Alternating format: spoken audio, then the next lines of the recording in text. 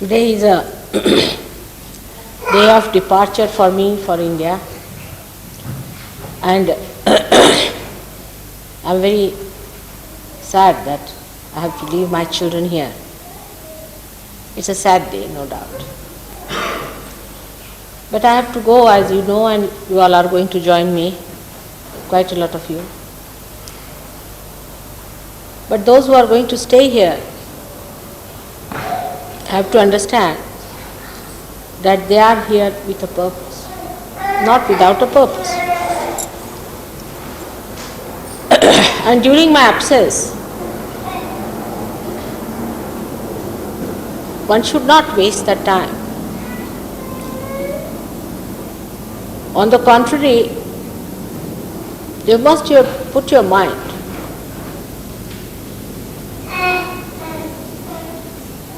to find out what you can do to improve the conditions of other Sahajogis.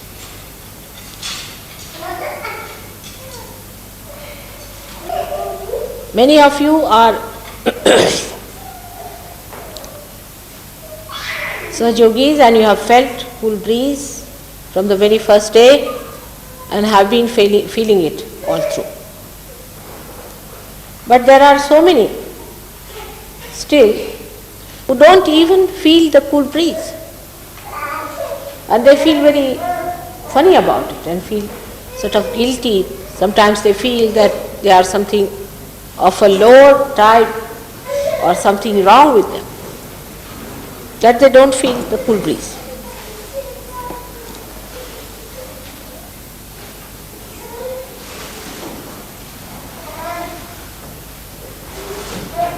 So one of the greatest worry for all of you should be that there are some people who are not feeling anything in their hands. They have been coming to Sahaja Yoga, have been religiously working it out, but they haven't been able to achieve the first experience of cool breeze.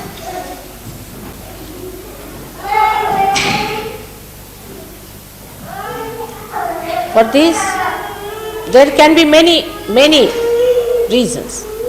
Not one, but there can be many reasons.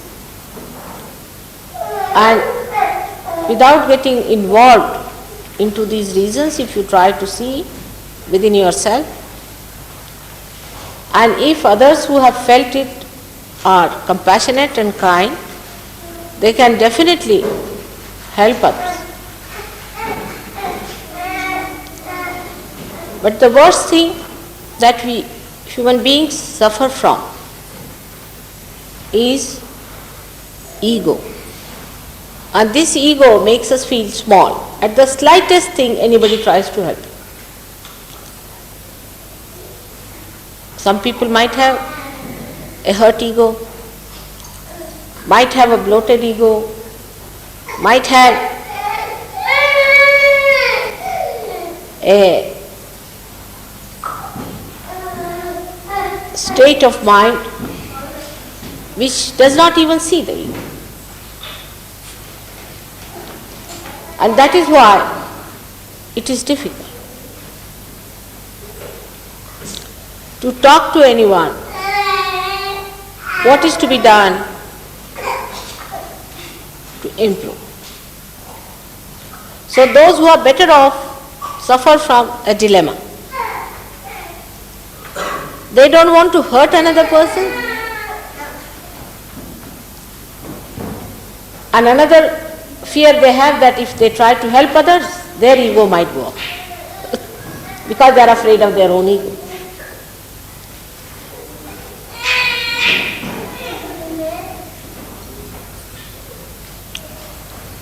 But we must understand that once we have come to Sahaja Yoga, once our Kundalini has been awakened, then all of us have now become part and parcel of one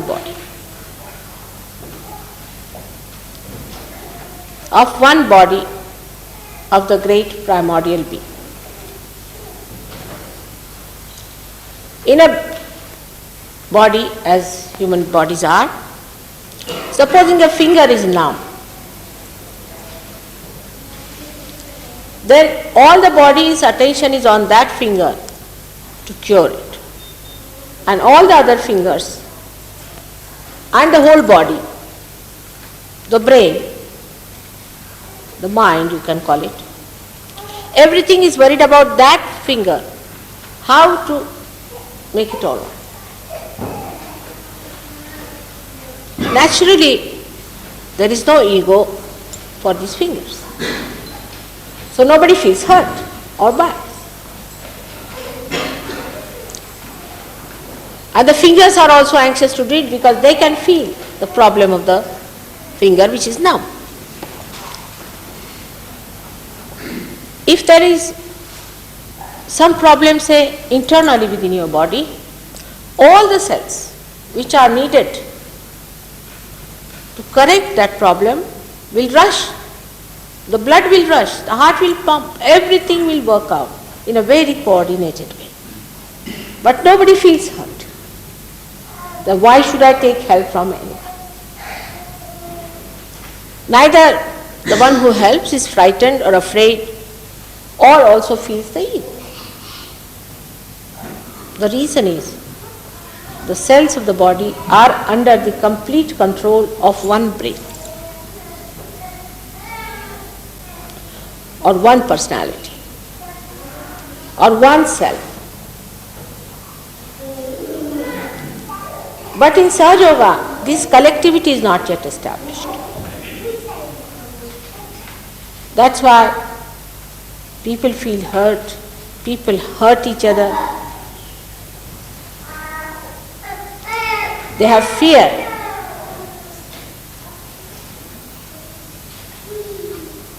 Of another cell, which is the brother cell, which is the partner cell, which is the part and parcel of your own being. Are we afraid of our eyes or afraid of our nose? Are we afraid of our hands or of our feet? And this collectivity is such a vicious circle that unless and until you become really collective,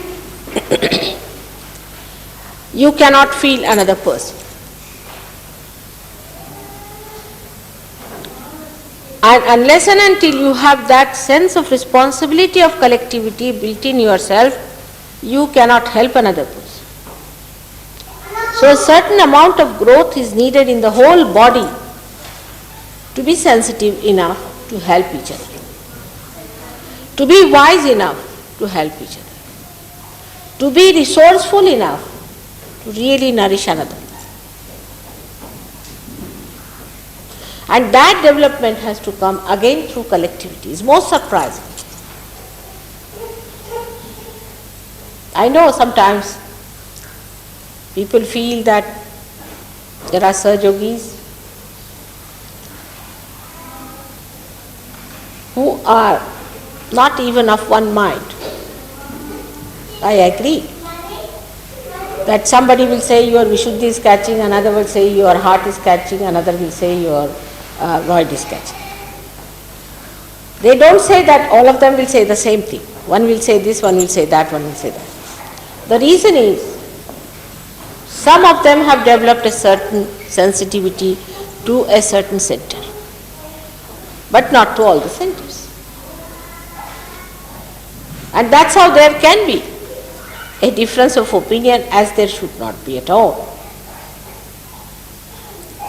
So firstly, we must all know that we are still growing. We have to still grow. In Sahaja Yoga, even if you get your realization, that doesn't mean you have suddenly become John the Baptist. We all have to grow. And for growing and growth, we have to discard something and we have to accept something. And the best thing that should be discarded is your ego. And it comes in so many ways that it creates a barrier between you and your creator. Sometimes this ego can take you to anti-God activities and you will not know that it is your ego is taking down there. Because the identification with ego has been not in this life but in many lives before also. So to get misidentified, or we can say to get dissolved, or this ego, or to get away from this ego is a difficult. But as you grow out of the mud of this ego, the lotus starts becoming fragrant and everybody can see that fragrance.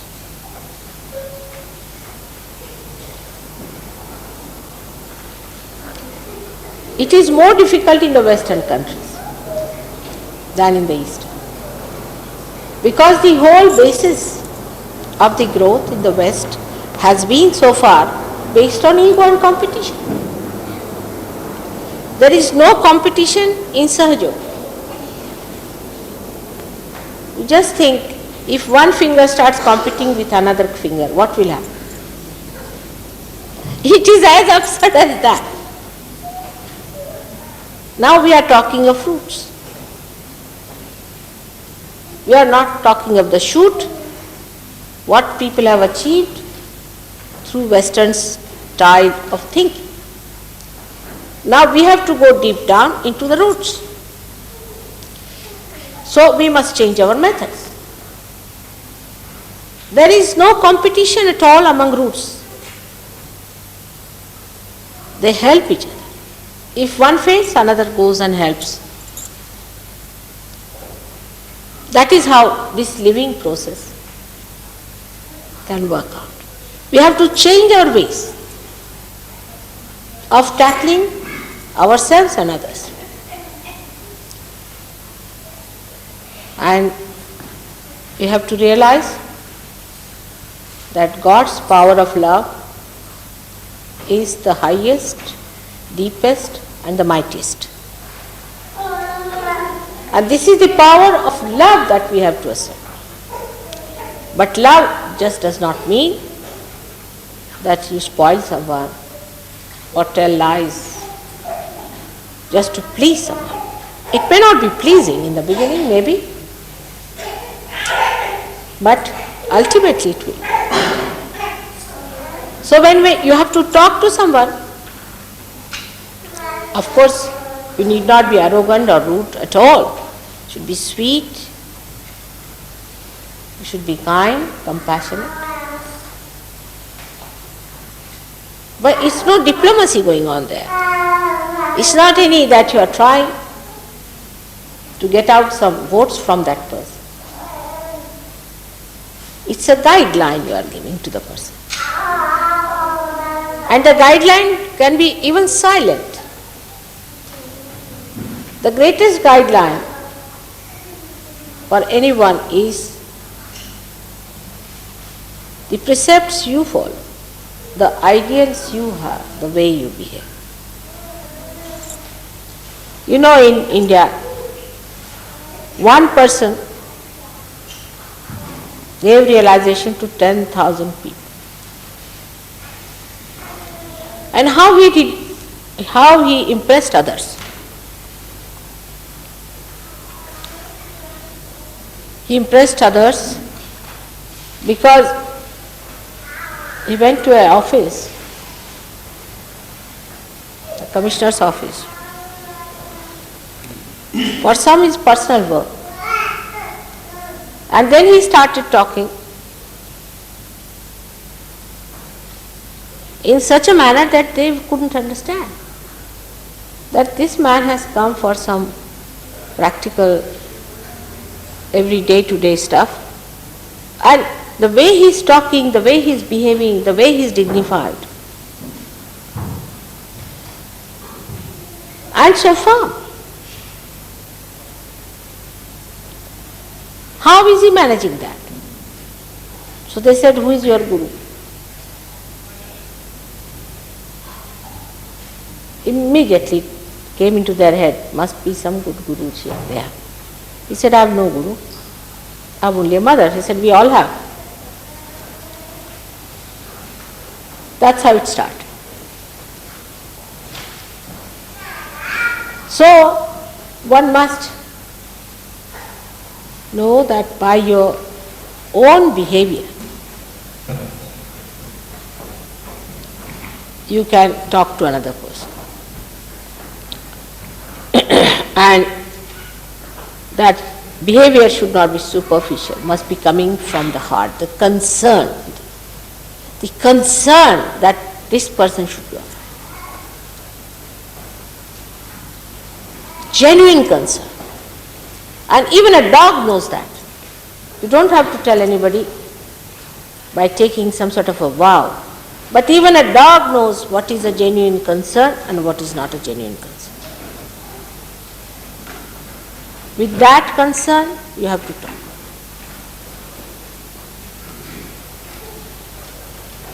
And that is what we lack, is the genuineness within ourselves. Our heart is not open. Open your hearts. Now you have entered into the kingdom of God. Open your hearts. Just see yourself, why have you got fear? For what? Ultimately, what is going to happen? We are all going to die, isn't it? So fix that point. One, we are going to die. Whether a tiger eats us or we jump from anywhere. Something has to happen to us to die. So why should there be any fear? Now, if there could be a genuine fear, is this that you may not receive your realization.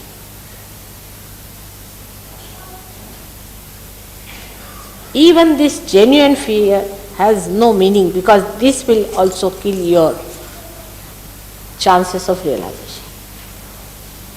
If you believe that God is great and that His compassion is great, really from your heart, you will get your realization, no doubt.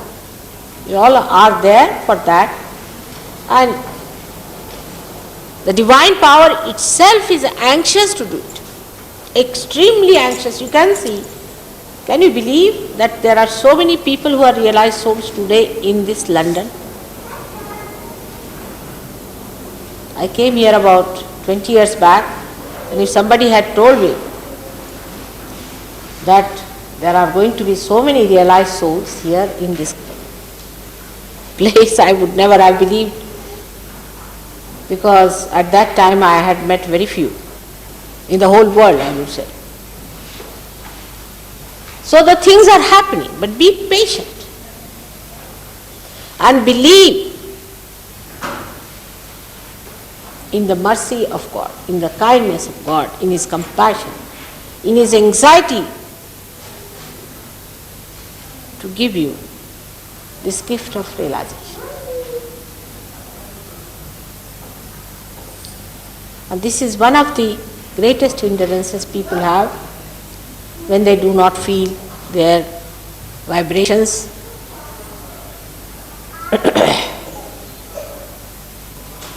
Today I received a letter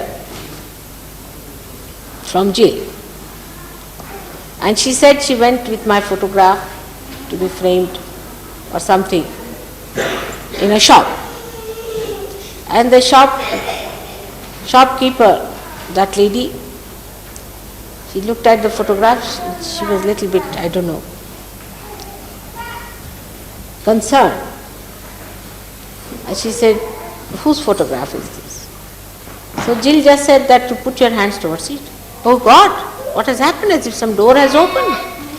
Just she put hands there and she gets that.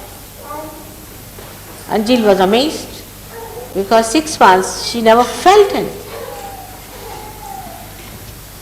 She was breaking her head with it. Mother, I never feel cool breeze, I never feel cool breeze. She is a great seeker, no doubt.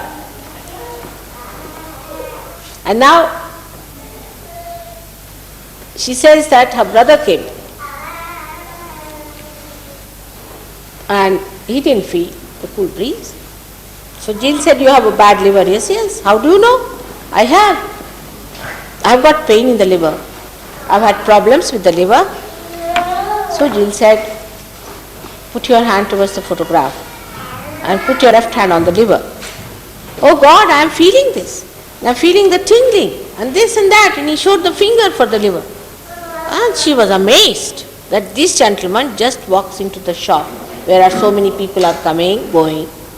No Caxton Hall, no peaceful atmosphere, no other surgeon visiting there.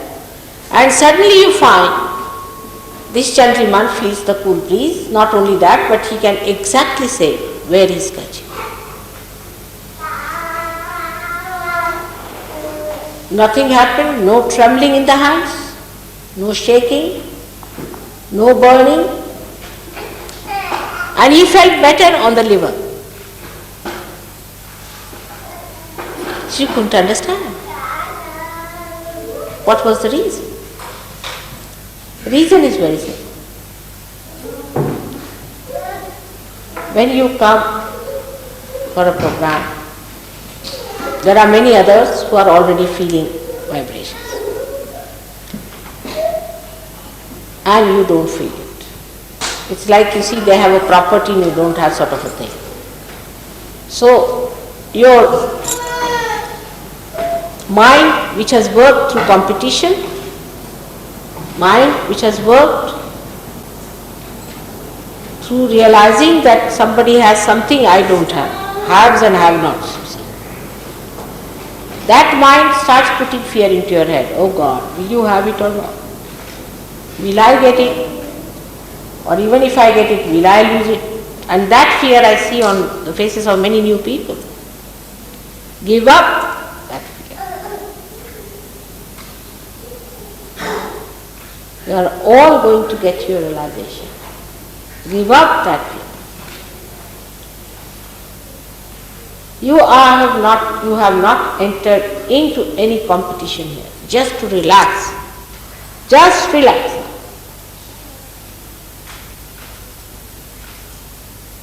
Then the more you want to do about Sahaja Yoga, again you are tense. I have to meditate early in the morning, I have to get up tomorrow early in the morning. You see, you go on pestering yourself, whole night you won't sleep. And when you are meditating, you are dozing. Relax. God is looking after you, believe me. He is going to give you realization and He is going to look after you and He is going to wake you up in the morning too. But relax. The first idea that I can do it is wrong. He has to. It's not working out because you think you can do it. If you can come to this conclusion that I cannot do it, it is His mercy, His graciousness has to come.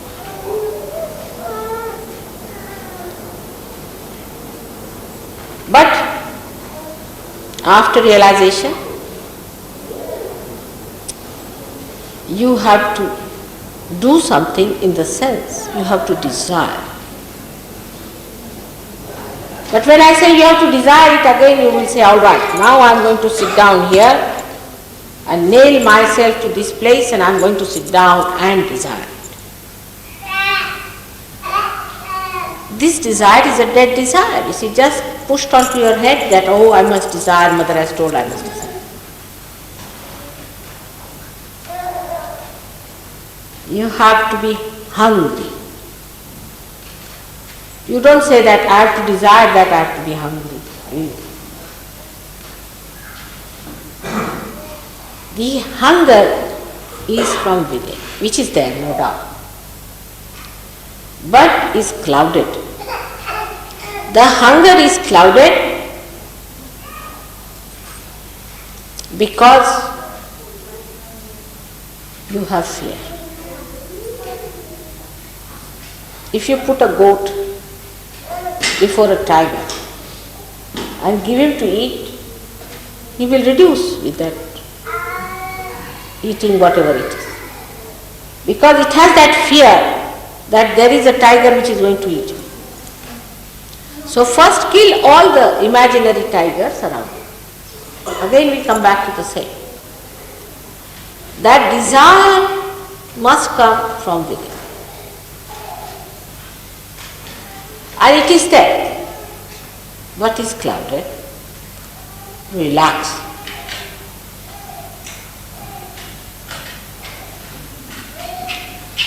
It should not be that I am very relaxed.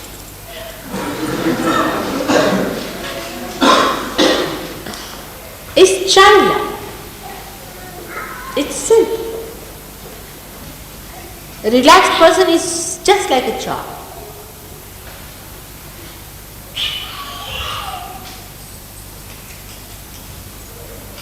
So not to get frantic. Try to relax. That's all. For everybody. But relaxation never means that you are inactive. On the contrary, the person who is relaxed is extremely active on the exterior, but inside is absolutely silent. Absolutely relaxed and at ease. Outside you may feel, as you know now, at this time, tremendous vibrations are flowing. And I can see the flow, tremendous. And all the chakras are doing like this around me. But I see them and they are playing. At the most I may stop talking. But it is flowing. So whether it is for the seeking or for anything else in the world, the first thing is that you must take an attitude of a relaxed witness.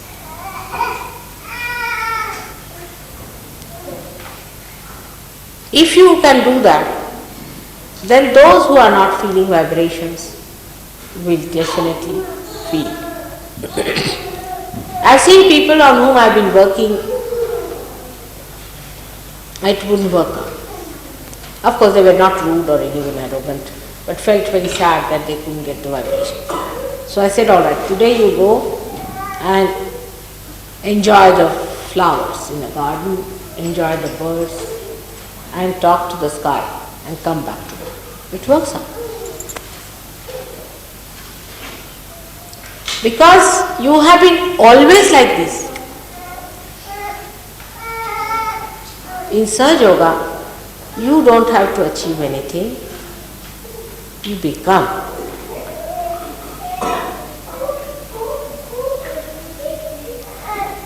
First you become, and then mentally you understand Sahaja Yoga. But those who try to understand Sahaja Yoga mentally first are really in for trouble. Because when you read it, it sounds so great and you think, oh God, where am I?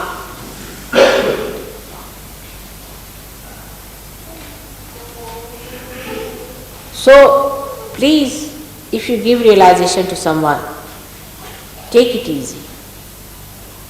It will grow. Don't give advent to it. Next moment.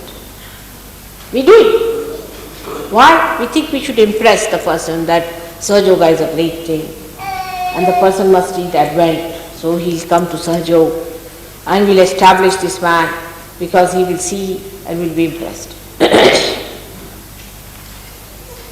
If somebody is going to be impressed by these things, such a person is of no use for Sahaja Yoga. Take it from me. If they are going to be impressed by something exterior and superficial, how far will they go? They have to achieve it within themselves, their own spirit.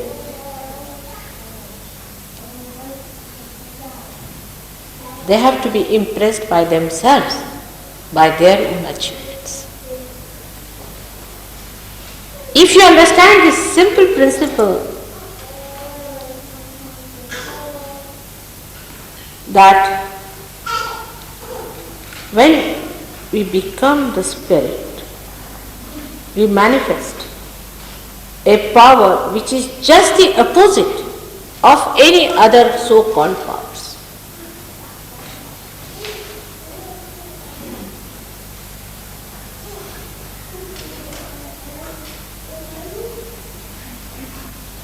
Like you take science, it will analyze.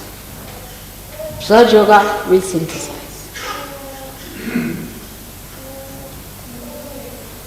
Take philosophy, so-called,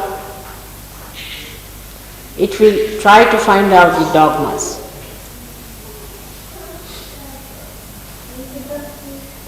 Surge Yoga will neutralize all barriers of all the religions.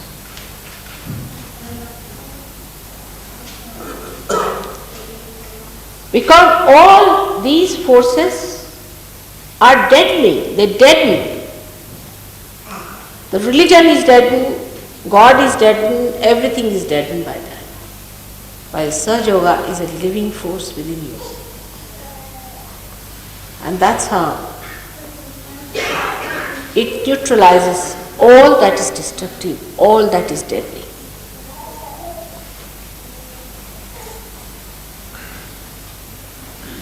It's a living force of God. It's a very powerful force.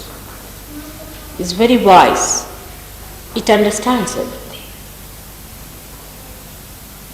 We have heard about it, but we never believed there could be such a force. And the first time we feel that force, we don't want to believe it. How can that be? Because we still don't believe that we can be the source of that force, which is integrating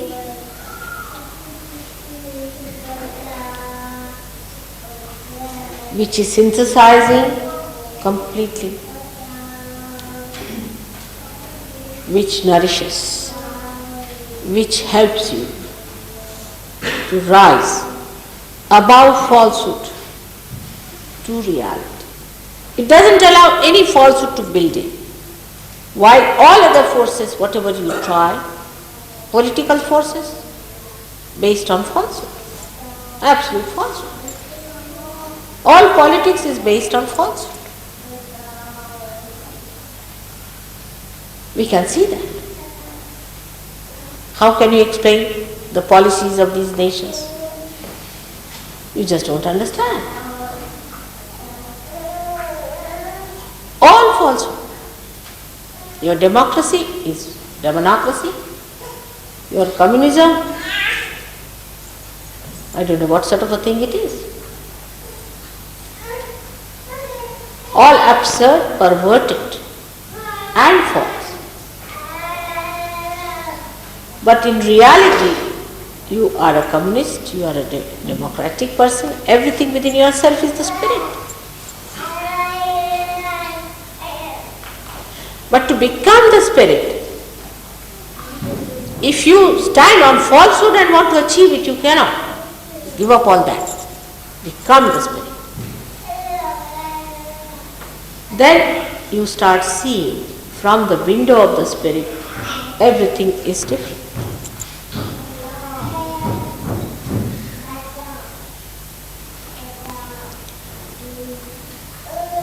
So the falsehood that we have accepted throughout stops your vibrations.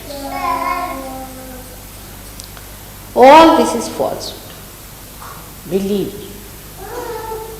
The truth is God's love. That's the only truth there is. That's why I say that God is love and He is truth. The rest is all falsehood. And if you believe in this principle to begin with, really from the heart, then this power starts flowing through you.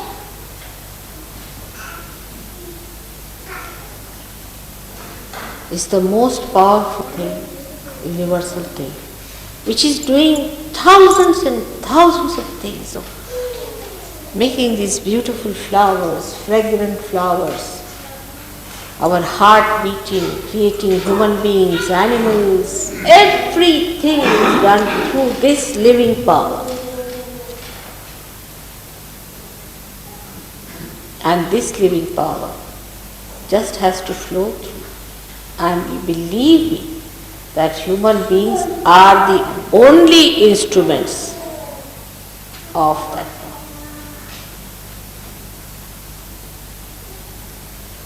Some people think of compassion and think that they must help other people. That's false. You can't help. You help on a superficial basis. The only help one can give to another is when you become part and parcel of that great being and realize that other selves are also there, who are awakened or may be awakened. That's the real help. That's the real compassion. That's real happening.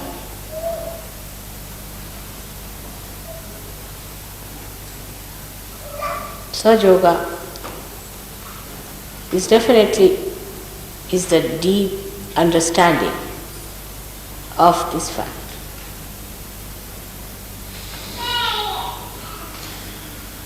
We indulge into activities which are superficial and could be anti-God, as I told you.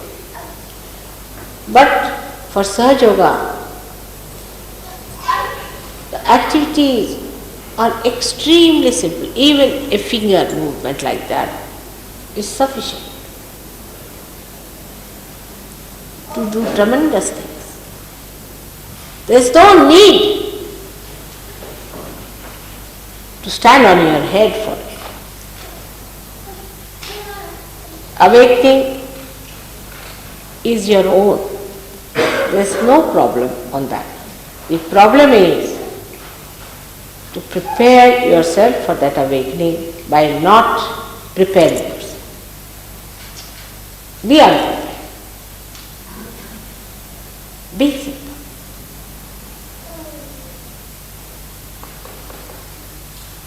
Just be simple. Be childlike. Just that. Which is such a difficult thing, to be simple. No elaborations are needed. Nothing is needed.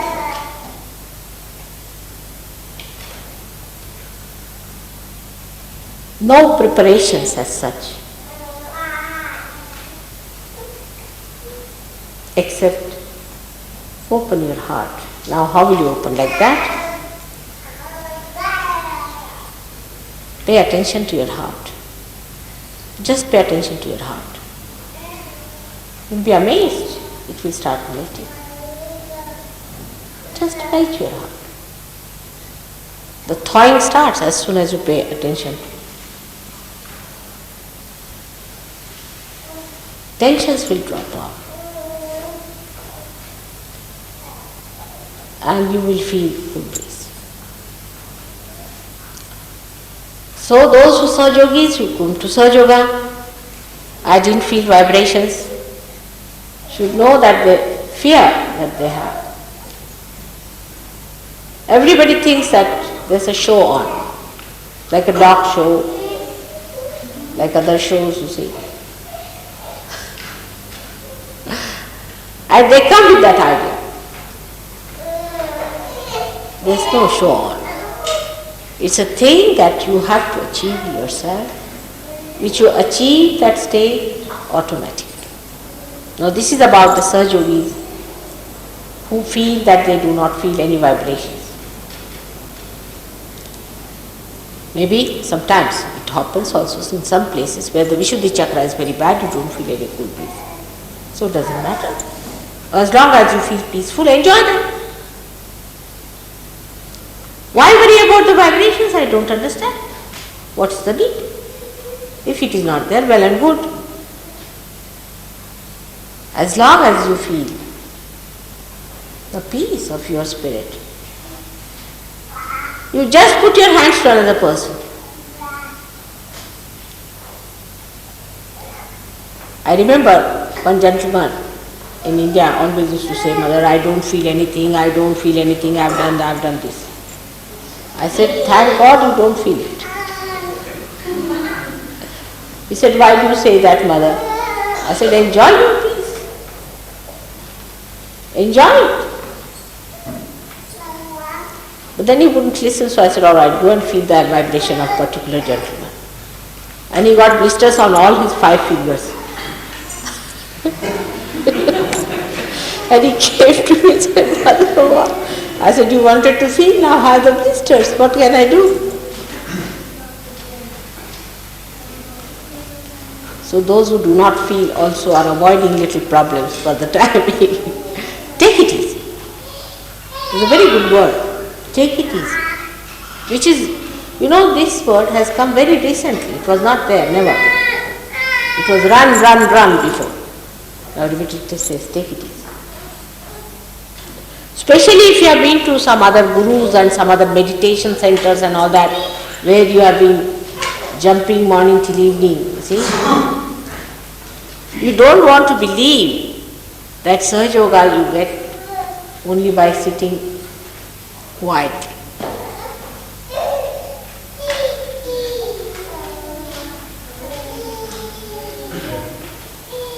Now there are ways and methods for improving your vibration. As you know, in Sahaja Yoga they are all described. For people who suffer from ego, I think best thing is to put your hands into the eyes, right hand. Maybe. It may work. Try it. But don't prepare. Just push your hand into eyes sometimes. It may work.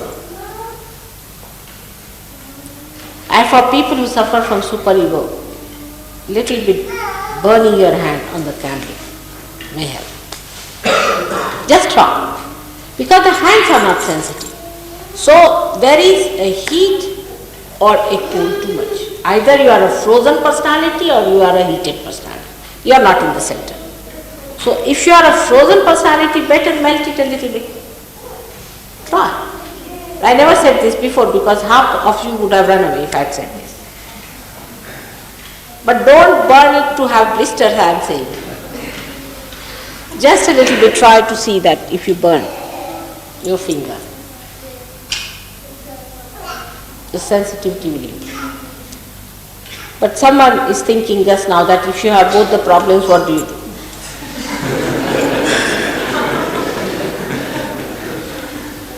There are permutations and combinations. Because if you get out of your ego, you have a big superego that comes up. And if you get after your superego, the ego comes. Then the attention has to be brought here. And Sahaja Yogis know what it is here to pick attention here. If you can keep your attention here, then you are above this. And if something drops out, it drops out forever because you are standing here. Say if I have a shawl and somehow I can jump onto that gallery and this shawl falls off, then I never have it, isn't it? Because I am there and the shawl is down. So the ascent must take place. If you do not ascend, how do you ascend? Is through your attention. Where is your attention?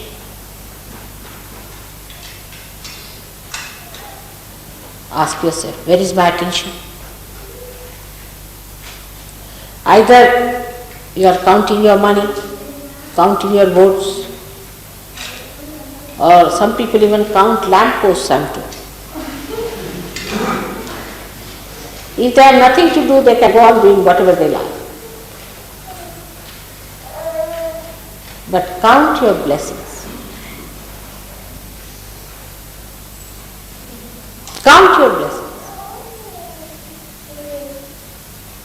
and your ascent will start. Count your blessing.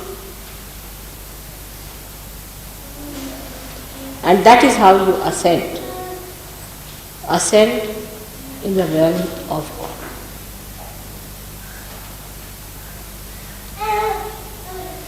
If there is no ascent, then you will move from left to right, right to left. You will be a wobbly person. But count your blessings with your heart, feeling, with thankfulness. English language is very good, you say thank you. Now in Indian languages also you see we translated it to say thank you. But we don't say thank you. Because what is there to say with the mouth? Normally there are no words for thank you. Because how can you say this if you are feeling from the heart? Even a glance, even a glint in the eye can express that. Just a smile, just the bending of your head. There's nothing to be said. To feel the gratefulness and thankfulness for the great blessings of God. But if you read newspapers every day, you will forget this mantra. Because when you read newspapers, you think, wow, what a curse it is. God is a curse on this earth. Or that He has put His curse on me and I am the persecuted animal.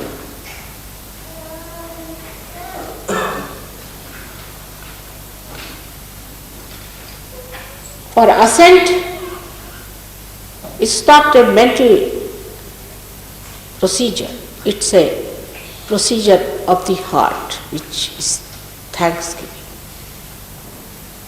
Look at the flowers. They are giving thanks to God. The whole being is nothing but thanksgiving. Not worried. They have been plucked, they will die tomorrow.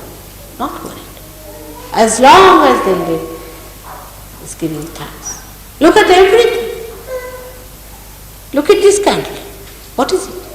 It's thanksgiving.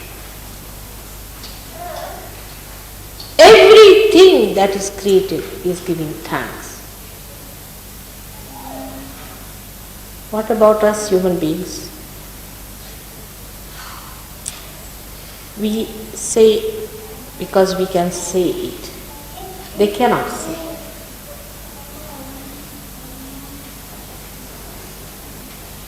It doesn't have words to say.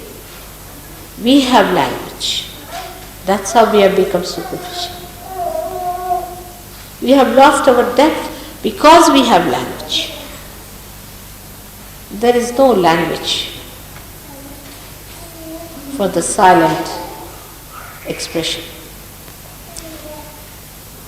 So those who do not feel realization should be thankful to God that at least they desire Him, that they are seekers, that they are seeking God. How many there are? Today when I was coming to Caxton Hall, I found people walking with their tail coats and so many seriously, all of them, bow ties. How many are seekers in this world? How many are seeking God? How many are seeking higher life? So be thankful that you are seekers, that you have felt the need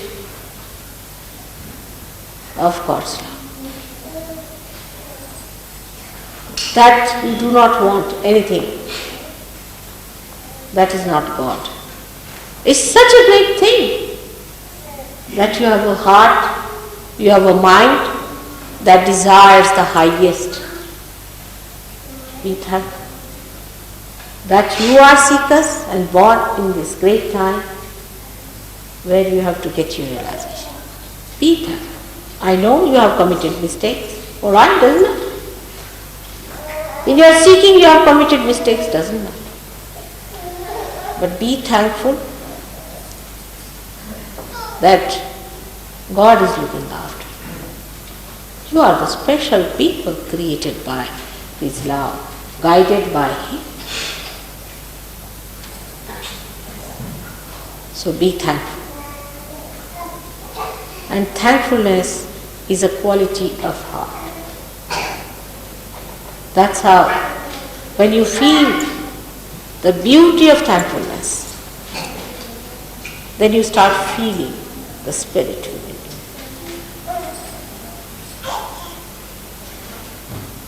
you. It cannot be expressed. It cannot be returned. It can only be enjoyed.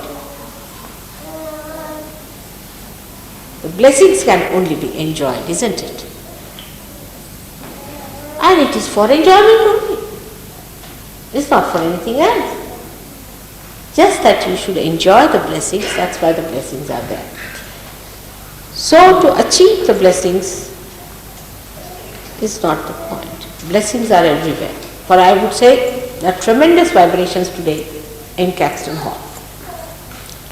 And now some of you are not feeling it. That doesn't mean that God has not accepted it. That doesn't mean that. It only means you have to turn your face a little bit this side. Nobody should feel higher because they are feeling vibrations. Or nobody should feel lower because they are not feeling vibrations. But if somebody tries to help you, don't feel bad.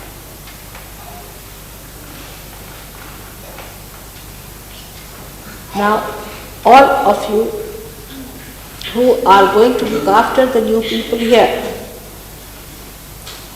must know that again it's God's blessings that you are here, that you have this great work to be done, that you are now employed by God. And He has given you this special job to give realization. Again, count your blessings. Don't feel depressed. Some people say, Mother, now you are going and they are all going with you. God knows why I am taking them there. Perhaps they need more training than you do.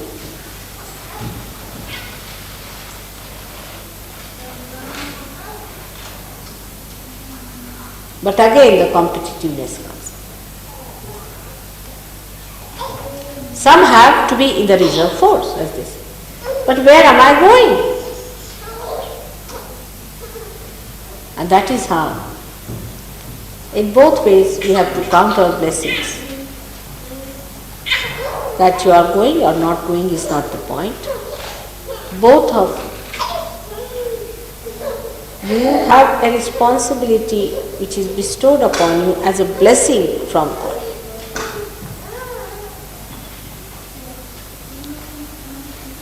If the attitude towards Sahaja Yoga becomes of a child who expects everything from God because he is the child of God, what's wrong? It's no ego. Because if God is almighty, He jolly well have to look after you, isn't it? But we are not like children, you know. That's the reason. A child will demand. But you must have that faith that whatever you demand, you will do it. I don't know if you have forgotten a story I used to tell a long time back. What my grandmother told me once upon a time. Yeah, come. What do you want? Want this? What? Have it? No, you want chana? Have it. No. Chana? No. Then a kiss? Come. Give me a kiss. Come. No? All right. Give this to mommy. come along, give this to mommy.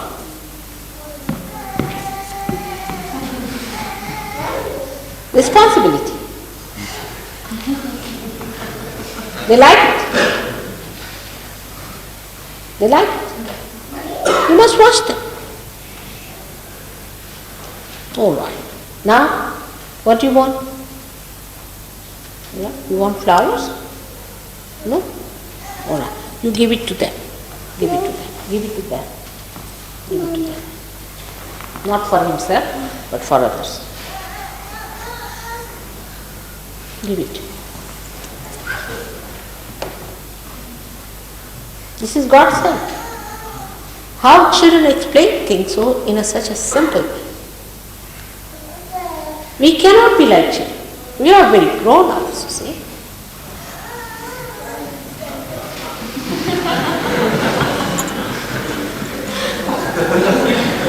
First give me this. Give me this. All right. Now, put your hand like this.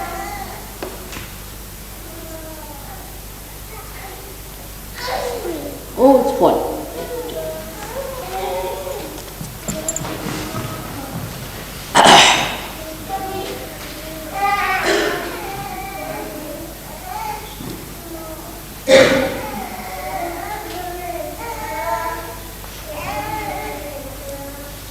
Today really I don't know what to say. You better ask me some questions. Right, give it to others.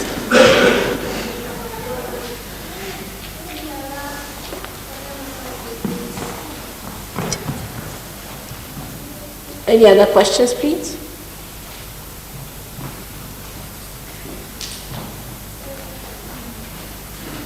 Mother, can I ask you about, you suggested that we have a day without food and a night without sleep. Come here, I can't hear you. Today the vibrations are just blowing in my ears. Come here. What did you say, Rita? So that you suggested to us that we had a day without food and a night without sleep. One night. Each week, yes. Good idea. Yes. Better try. So we've been doing it for 4 weeks. It helped you? Yes, I don't mind the days without food, but when I have the days without sleep, I find that really like now I can hardly keep awake in the evening. I don't know if it's really very good to continue it every week. I think evening you must sleep early. It's a good idea. It's not nice to keep awake in the night. Night time is not very good. And why I said to keep awake in the night was that because what I find that Sahaja Yogis have more problem of the left side. For the left side people, it is important that they should keep awake in the night. And lots of things work out. Because you are alert. In the night only these attacks come. Left-sided people get all their attacks in the night and right-sided people get all their attacks in the daytime. So for the people who are left-sided, in your case especially you are left-sided. So what you have to do, no? Alright. So what you have to do is to sleep less in the night. You can sleep in the daytime. I don't know. Because I'm teaching. Sometimes you can do it, now do it on a Saturday or a Sunday. Otherwise, this left side won't go. Because we have to try and experiment, you know. Would you say something about the timing? Because I mean, for example, to keep awake from 12 o'clock to 4 is very easy for me. And then at night I stayed awake from 12 to 6:30. The other way round I would say. What do you say? You get up at 12 o'clock. Yes. That's better. Yes, I did that. Yes. I That's all right. That's all right. Then if you're awake from 12 to 6, and then can you rest for an hour before you go to work? No, it's all your lookout. There's no compulsion in Sahaja Yoga. You experiment with it. See whatever suits you. Yes. And you will be able to see yourself. You have to experiment. You see, every individual has their individual problems. And this is one of them. One has to see that if you are a left-sided person, is to keep awake before 12 o'clock is better. Afterwards, gradually if you sleep, you see all these left-sided problems will disappear. But the right-sided problems start in the morning. You see, I have to go, I have to catch the bus, I have to take this, plan it. So that time, if you at least don't eat, you get more time. You get more time, and apart from that, your stomach, which is acting less, is better off. I don't mind about the food at all. I don't mind about not eating.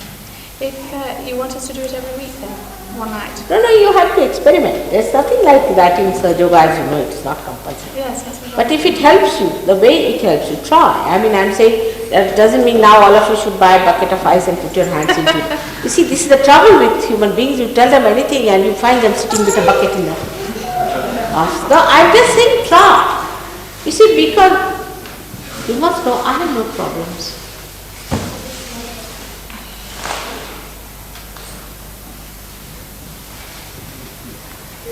All right?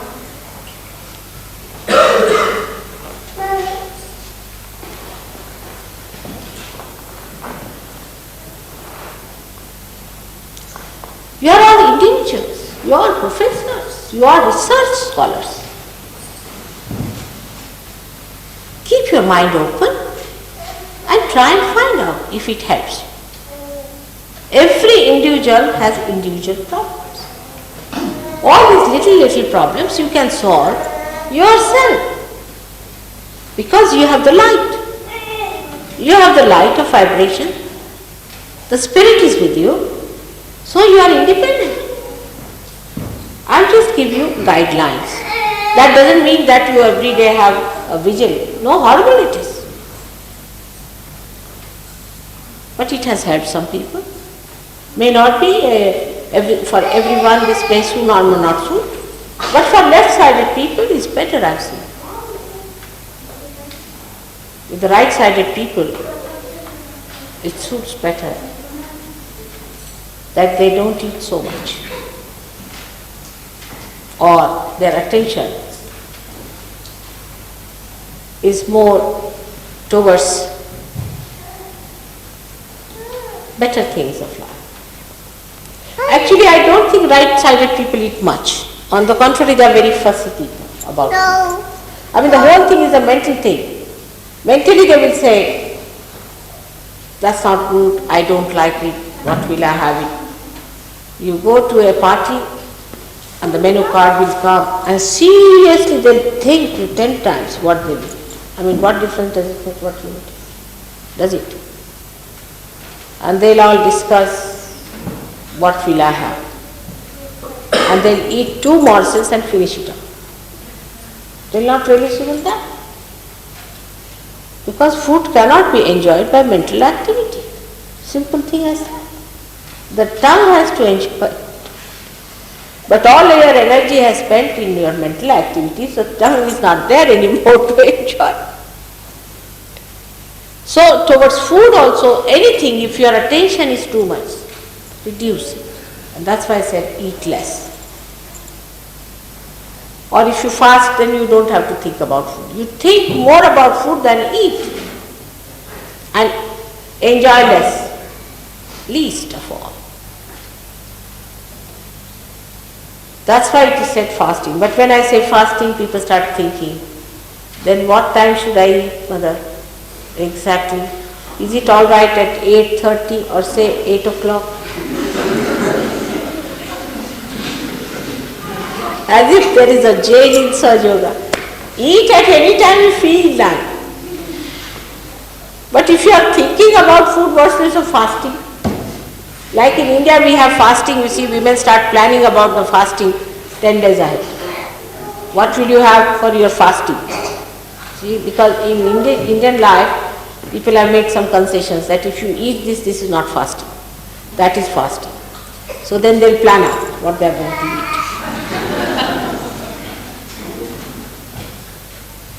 And they accumulate everything, all that is to be eaten because you are fasting. The whole attention is on fasting only. And actually you are eating all the time. Like these have Ramadan, Muslims have. They are supposed to eat early in the morning. But they eat so much in those days that they never eat. Because they know they are not going to eat later on. So it's a funny situation. See, I'm just giving you it as a research scholar to find out about yourself what type of life will suit you.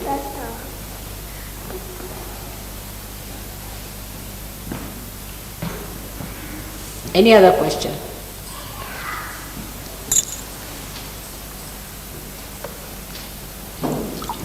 Mother, Yeah?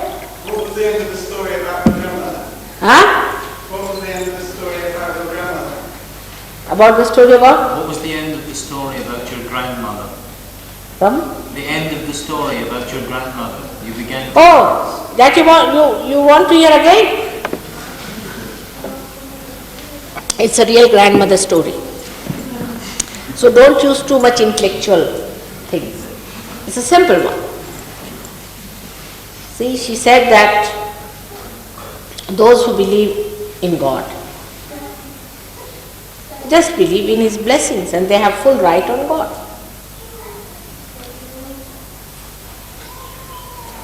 She told a story that once a man had to go and see God. Now don't ask question how is it possible, but it's a story. And on his way he met a gentleman who was doing Hatha Yoga, Western style. Sometimes he was standing on his head and sometimes standing on one leg and then tying up his hair to some branches and dangling himself and shouting, "Oh God, oh God, oh God." This fellow got frightened, the way he was on. His bones were showing, all his bones, skeleton. He said, "Now what are you doing?" He said, "You see, I'm calling God, when will I see Him?" He said, "All right, I'm going to see God now. I'll tell Him, but till then, at least don't go to this extent, it's too much. And you settle down. I'll go and tell God that He must come and see you, otherwise this is going on too much." Then he went ahead and he saw one gentleman just on the side of the road, was sitting there. He said, "Hey, what are you doing here?" He said, "I'm doing nothing. God is doing everything. What am I to do?" So he said, "I'm going to see God. Have you any message?" No, you just tell Him, "You see, I have not eaten my food today and He is not bothered. Please tell Him to send all my food properly to me and tell Him that I need the food." So this fellow said, "Look at this arrogant fellow who ordered God like this." And he says God is doing everything and he's just relaxing and ordering God. So he went to God. And whatever work he had, he finished with God and all that, and then he looked little perplexed. So God asked him, "What's the problem?" He said, "I have 2 more jobs to be done. There is one fellow who met me on my way and he was doing all these horrible things to his body, and he said that I hope I'll meet God with all this." "Oh, I know him very well," God said. "All right, go and tell him that you have to do some more of this. It's not sufficient." So he got a shock of his life. He said, "Look at this, God has no compassion at all. How does he say?" So the other fellow he told about, the one who was just on the roadside. So he said, "Oh, he hasn't got his food. How can it be?" God called all his managers, everyone. He said, "How is it you have not given him the food? Please, arrange immediately." He was surprised that what sort of a thing it is, and this fellow is just ordering God and God is looking after this fellow. So God, as He knows about everything, He told him, "All right, you are perplexed, all right, you go down and tell them one story. It's a tall story, but you tell them and see their reaction." So said the story was that you go and tell them that I saw God passing a camel through an eye of a needle. He said, "All right, I will do that. To both of them you tell and see their reactions, and then you will know why I did it." So he went to the first fellow and told him that God has said, "Still you have to do more of these things. He'll come and meet you but you have to go more, do more. He said, yes, yes. Then he will meet, so I will do more and more and more. Then he said, and what happened at God's place? He said, it's something miraculous. What was that? He said, the God passed a camel through an eye of a needle.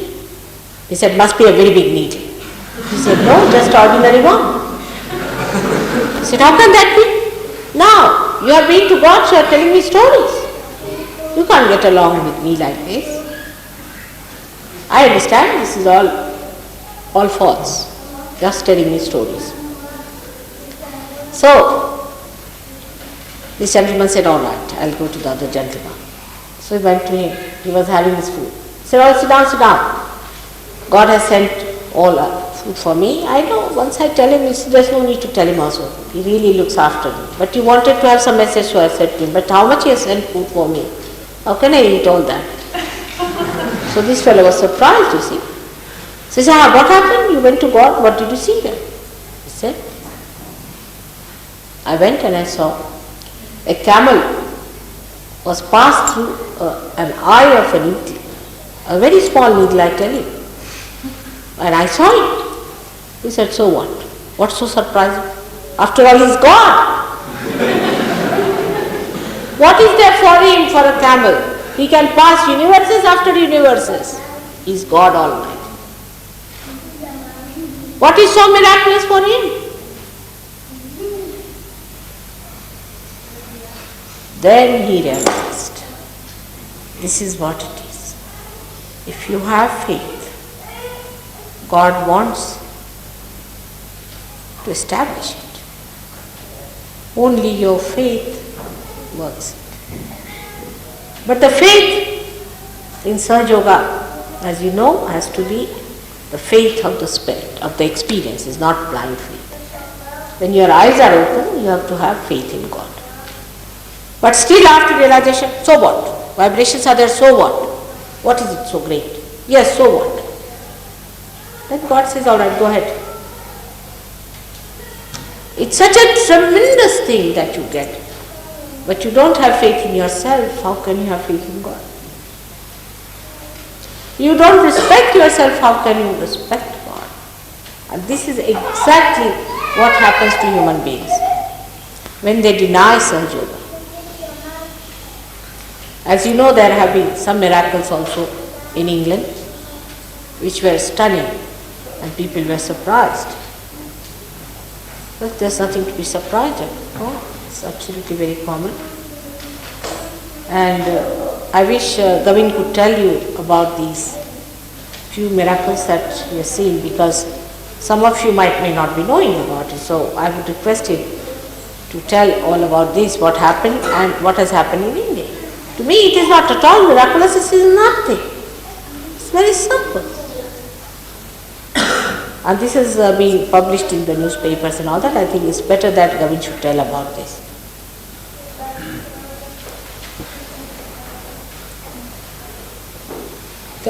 Come here, loudly.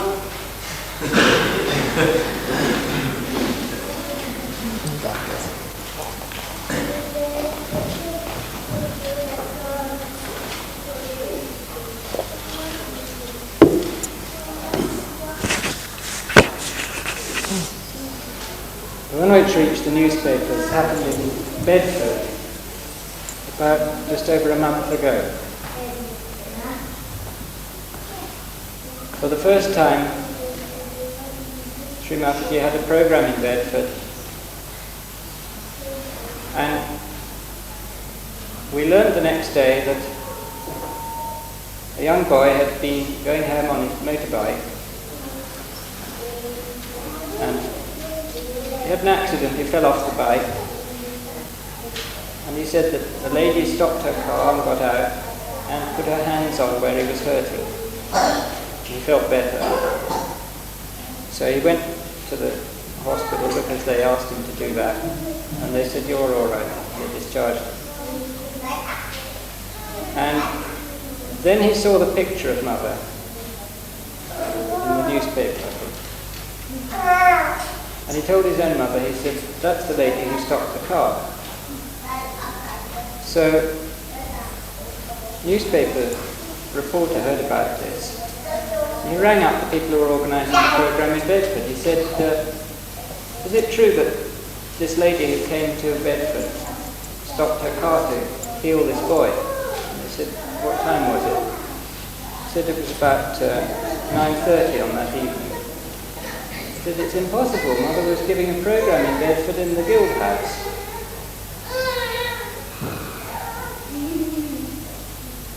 But he's convinced that it was so. And we know that it was so in a way also. Because we've heard other things. For instance, in India, even more remarkable. Lovely. There's a very highly placed attorney in Bombay who's a very great devotee of our mother. Many of us have met him. He's come here, Mr. Pradhan. And one day when he was at a program of Mother's... No, at home, with other people No, sitting and talking. at a meditation program.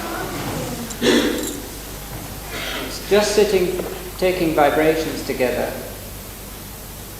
He realized that there was a case he was due to defend which might come up in the courts, but it was a long way down the list, and he thought, well, it'll be all right.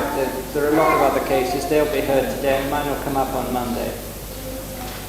So the next day he went to the court just to check, and they said, what do you mean? You were here yesterday, it's down in the court records. You defended the case brilliantly, the judge commented, what an excellent defense you made, you won the case. What are you talking about? He said, was I there? And then he thought, no, Mother was there.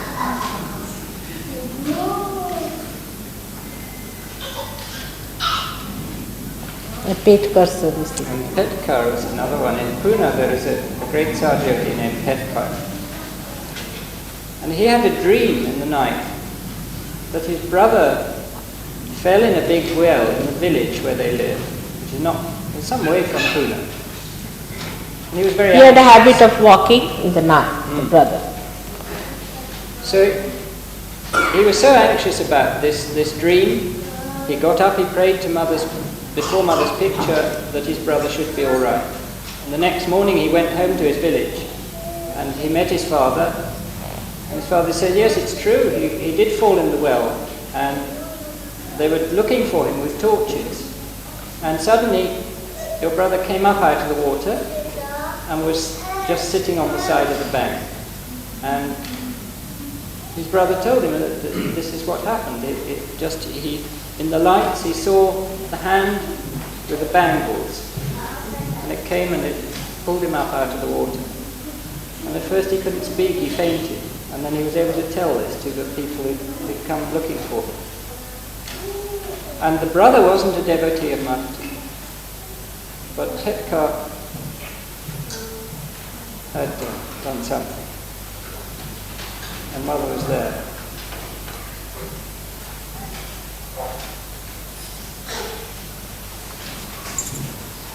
It's like a camel being passed through the... All right. So, any other question, please? Thank you very much.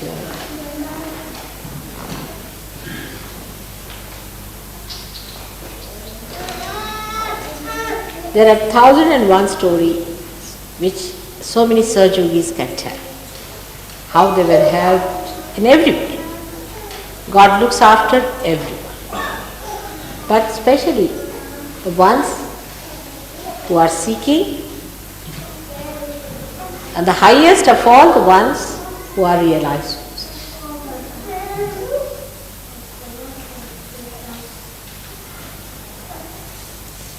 If there is any question, please ask me.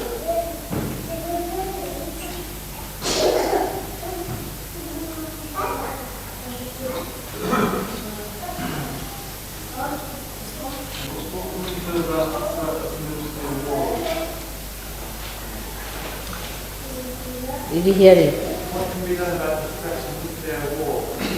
What is the? What can be done about the threat of nuclear war? What can be done about the threat of nuclear war? If you believe in God, just don't think about it.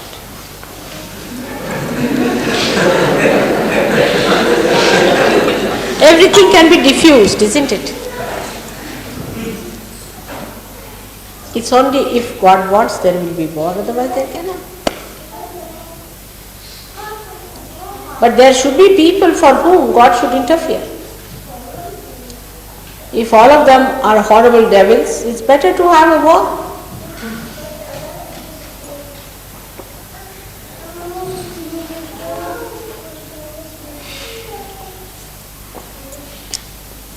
Man proposes and God disposes. This is English proverb. We have forgotten all that.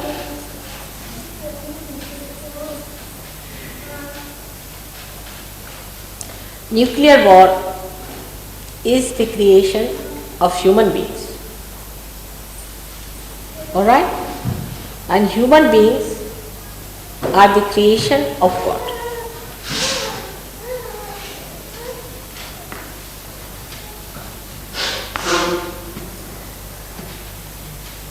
So the Creator is not going to allow these stupid children to work it out. But in case they are that stupid, all of them put together, let them have it.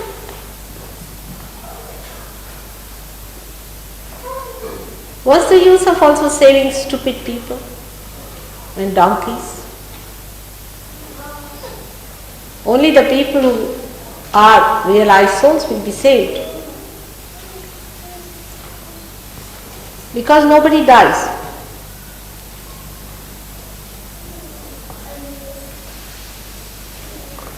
They will be reborn again, those who are innocent. And those who are devils will go to hell.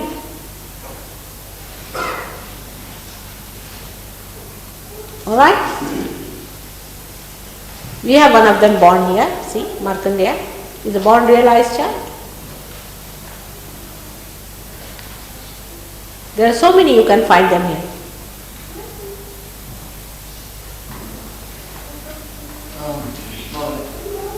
How does one dissolve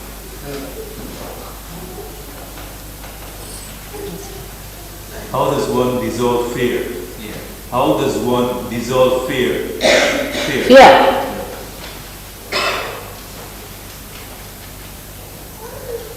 Fear of what? Unconscious or conscious fear? Fear of fear. Death. No, fear of fear.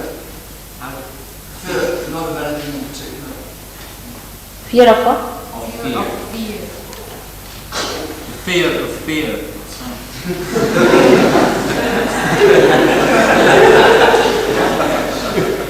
What fear it is? I tell you.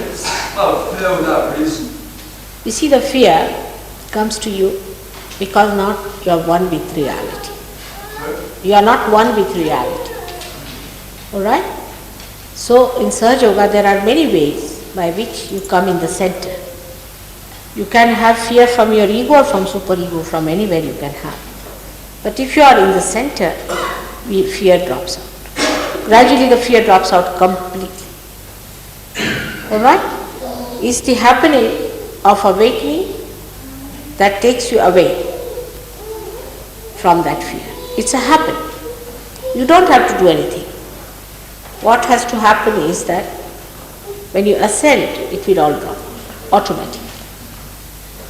We have so many ways and methods of keeping yourself in the center and of ascending. That's all. Not only fear, but so many things drop out. Habits, addictions, temperance, lots of things. All these barriers drop out because you get out of it. You are born again. Alright? That's how. So you are not to do anything about it, just ascend. And there are so many ways and methods. I hope you will come to our programs and to our ashram here, and they will tell you how to do it. There are many, we had people who had horrible fears. They are all right. They are fearless. But they are not fearful. What would advise us regarding food? Regarding what? Food. What sort of food should we take? In Sahaja Yoga, we do not pay much attention to food. Only thing I feel that so much attention has been paid to food is not a correct attitude. See, the spirit doesn't eat at all. It's a detached thing. Atma is beyond. Now when we try to say that if we eat this kind of spirit food, Atma will be happy, that kind of Atma will be happy, is not true. For example, we say vegetarianism, which is a very common problem with people. You'll be amazed, all the false gurus are vegetarians, one by one. Mahesh Yogi, Rajneesh is a great vegetarian, he doesn't even eat garlic and onions. This Mahesh Yogi's disciples, if you show them a garlic, they'll jump 100 times. They are afraid of the garlic. Can you imagine? But I don't say that you eat meat, that's not the point. But those people, whatever they require they should eat, but don't eat meats of animals which are bigger than you. Now what happens? How the evolution in the animals take place? Nobody has put attention to that. Supposing there are many chickens, you say, I am not going to give realization to chickens, am I? Or to bugs, am I going to give realization, or to mosquitoes?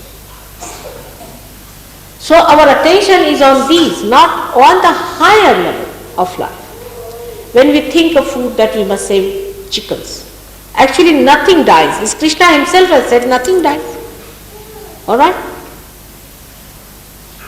And that's how some people denied Krishna, because he had a samhara shakti, he used to kill. And killing is so important in evolution.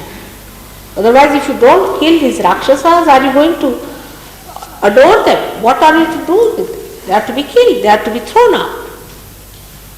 In the evolutionary process also, so many things have to die out for the real thing to come out. Say this flower has to die to become the fruit, alright? And there is no hinsa in it. The word hinsa is so much misinterpreted that people are satisfied if they do not eat meat. It is not true. For some people it is essential they must eat meat. Now, as you know, Sahaja Yoga works on the power of Shakti. And the Devi not only killed Rakshasas, but she ate them. And she drank the blood of these Rakshasas, as you know, Raktavijas.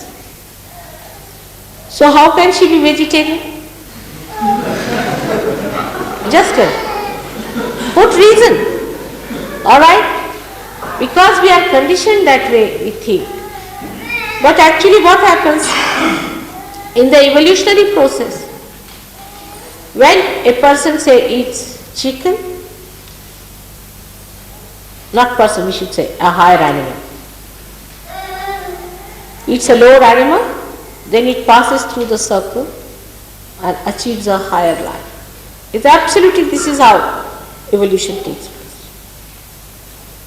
Of course, we can give realization to human beings, so we need not worry about that. That's a different point. But if you eat chicken, you definitely give it a higher life. But not the animals which are bigger than smaller animals. If you eat, it's not going to be harmed by that, no doubt. But you may be harmed. For example, if you eat mosquitoes, you will be harmed. Now, in countries where there is not even any vegetable or anything, they have not seen green leaves, like Greenland. Now the name is Greenland, they have never seen green color. Are they sinners that they can't live without eating meat? How can God be so partial? There are many countries where they cannot live without eating meat. So there must be some reason. Alright? So reason it out. If you eat vegetables, alright. If you want to eat meat, it's alright. But again, for a Sahajogi, what we decide is not on what you like, but what is good for you. For example, for Western people, it is better that they don't eat much meat now, because I think they and their fathers have eaten all that. Eat less. They should have more carbohydrates, while vegetarians should take more proteins. If they do not like meat, they should take to other proteins, because proteins are very important. If you do not take proteins in life, people suffer. In Sahaja Yoga, we find such people have trouble from left navi. I have seen in India many people who are strict vegetarians have a problem of left navi. So we told them, alright, you can eat proteins. There are so many proteins you can eat. If you don't like to eat meat from childhood, you have not eaten, you don't feel like eating, alright, forget it. Eat some.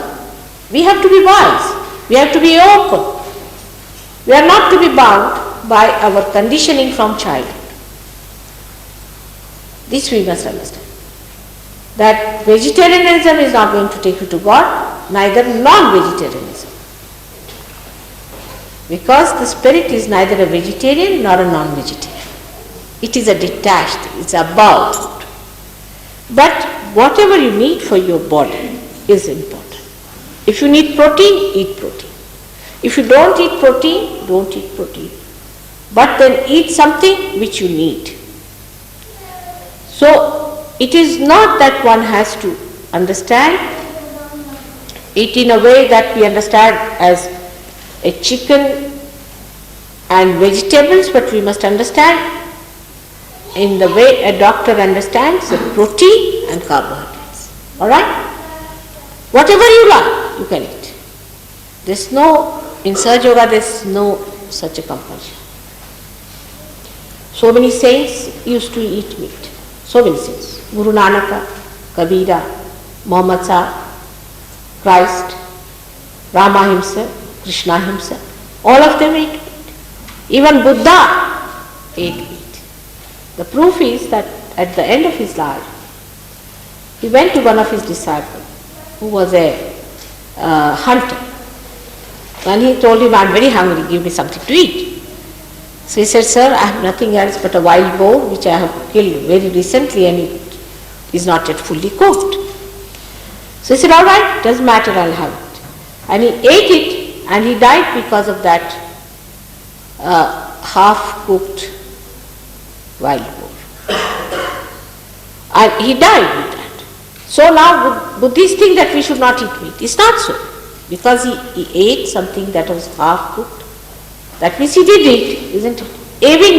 Even Jains know that it's only Neminath who got a kind of a feeling against meat eating. That was Neminath was at the time of his contemporary of Sri Krishna. When his marriage was celebrated, he found many birds were killed and he felt terrible about it. And he didn't want to eat any meat. It was all right. It's all right. If you don't feel like, don't eat it. But then a cult started. But that means till Neminath, means Jainis are ancient people. Till Neminath, they were eating meat, is a fact. So, to get attached to some idea is not the way you are doing it. If you don't want to eat, just don't eat. And if somebody has to eat it because of health purposes or because of the need, there's nothing wrong.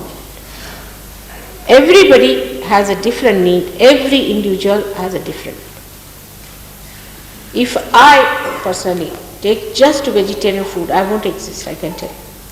Because I have such a great capacity to have purges.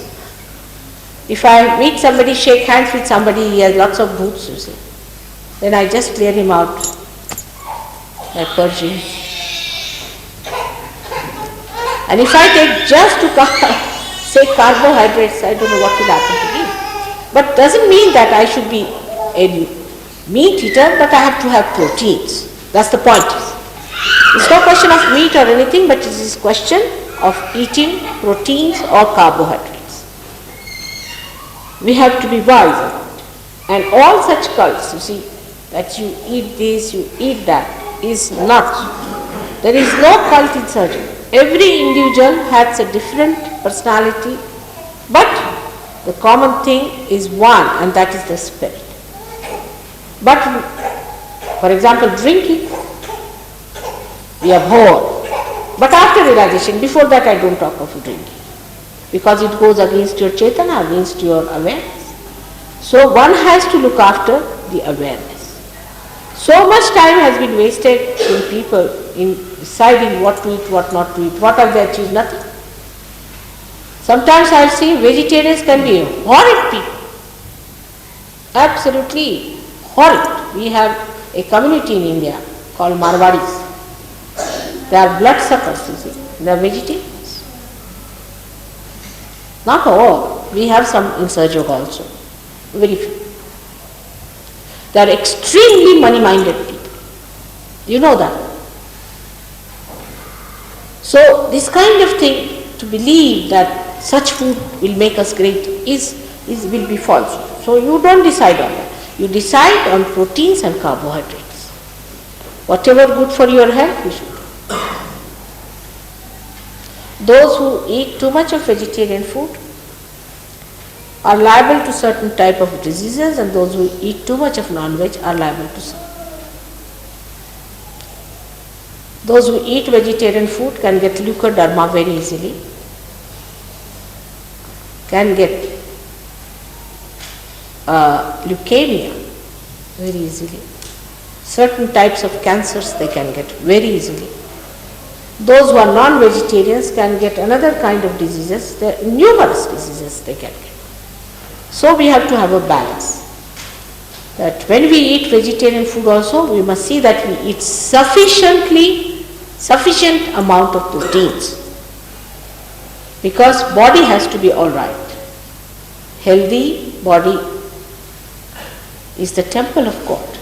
And to temple of God, you have to keep it healthy and happy. That's the attitude. But it's not so important. Because once you get into Sahaja Yoga, as it is, automatically, doctor's bill drop to nil. Automatically. So we have to take a wise attitude towards ourselves. Not to torture ourselves because of certain condition. Because we have been taught something from childhood, we should not accept it. But see for ourselves. I have seen that people who had tremendous stigmas about vegetarian food, when they took to, say, protein food, they improved very much in vibrations. They did. Protein food is very important for certain people. And for certain people, carbohydrates. Liverish people should take to carbohydrates. It is absolutely an open thing for us to understand. But whatever goes against our awareness, because in our own awareness we have to achieve our spirit. We drop out that also very easily. I don't have to say that don't drink, don't smoke. We just drop out. Mother, Bernard Shaw, very distinguished Irish writer of this country, once said that he doesn't like his stomach to be graveyard for dead animals. Now Bernard Shaw did not give realization to anyone, did he? He was a vegan, he was a vegetarian. You see, he might become vegetarian, doesn't mean that everybody should eat it. It's not a graveyard. I tell you, it's not a graveyard. He must be constipated. That's all I can say. You see, Bernard Shaw is all right. Whatever he said according to his own is correct. For him it may be. You see, most of the vegetarians have a problem and non-vegetarians have a problem. I have seen it every day in my life. Today is not Bernard Shaw here, otherwise I would have told you what he suffered from. You see, it is Whatever they express is their individual experience. Alright? I am not expressing an individual experience. I am giving you an experience of many. Alright? I take your point that one should eat protein. Are you saying that vegetarian food doesn't have protein? What is it? Yes, you can. So you should eat. When did I say no? I never said that if you can eat proteins, finished. It should be decided on proteins and carbohydrates and not on all these things, because nobody dies. You see, we have no compassion for our own fellow being. Where are we? We have no compassion for our own relations, our own father, our own mother, our own brothers and sisters and other people. And what's the use of having compassion on things which do not understand? Sure, and they don't need it. Who needs compassion are human beings who are aware of it. It is too far-fetched, and that is very true with human mind, because they want to shift their mind to something which will take them away from reality. Like the other day, I told somebody not to feel guilty because they were catching on the left issue. And she says, I feel guilty. I said, for what? I feel guilty for Vietnam. I said, for what? Because the people are dying in Vietnam.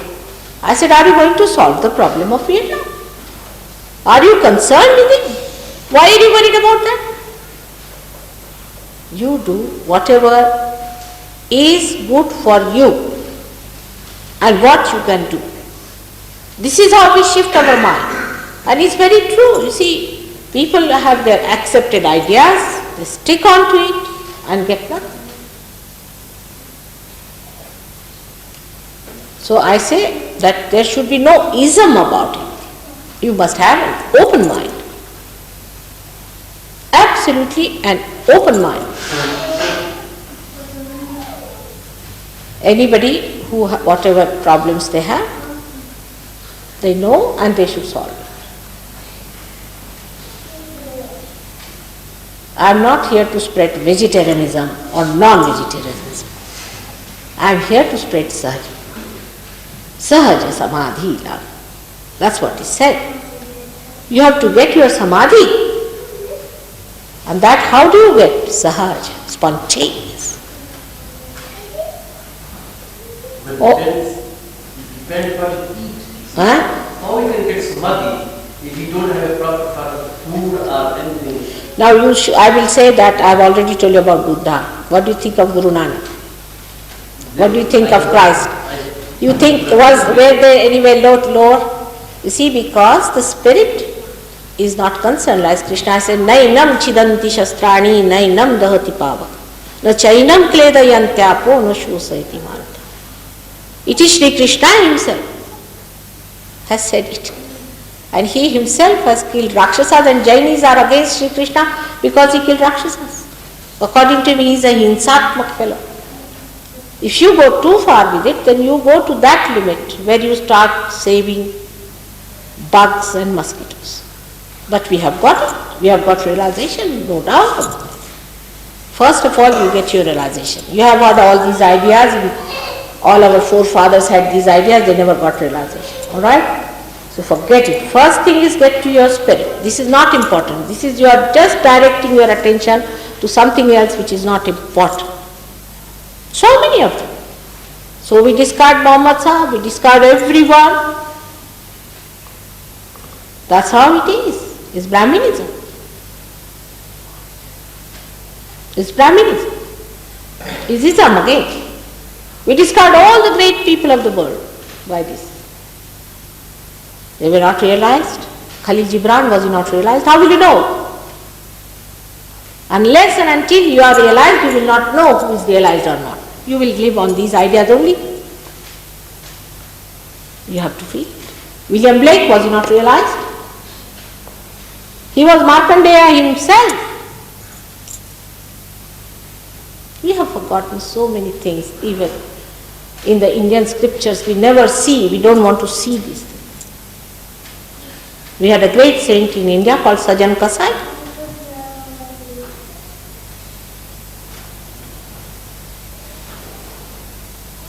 So one should understand that in Sahaja, whatever is the reality, we try to accept. See for yourself. What about your vibrations? Are you getting vibrations or not?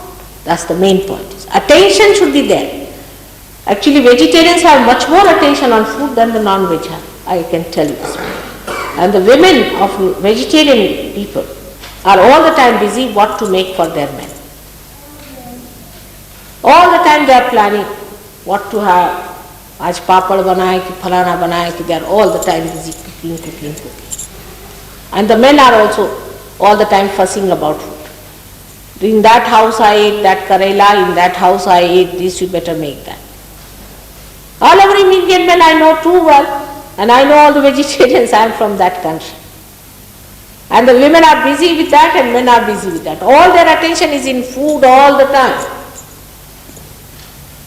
Women want to cook and men want to enjoy. That's not the way. Remove your attention from food. It's not important. Whatever you are eating is all right. Have a balanced diet. Don't worry about others.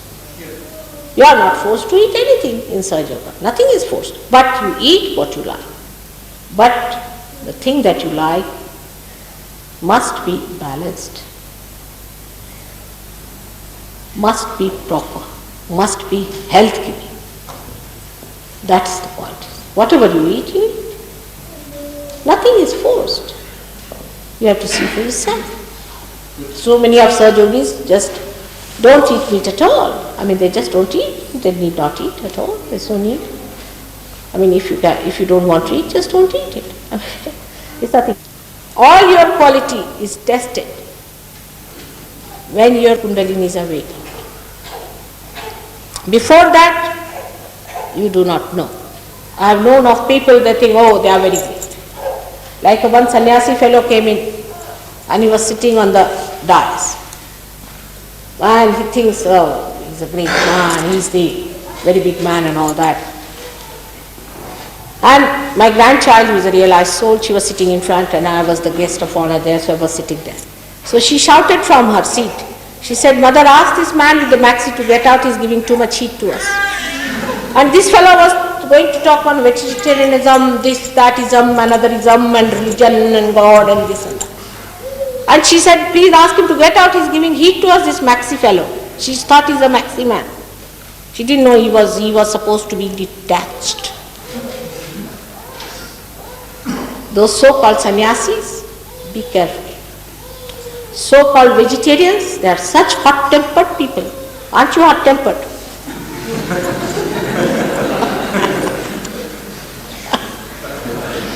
So, what you manifest is the point.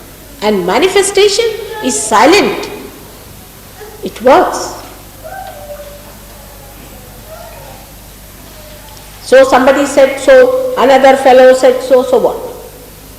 What about you? What have you to say? What have you manifested?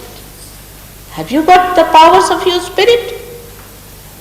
Ask a question to yourself. That's the first thing you achieve.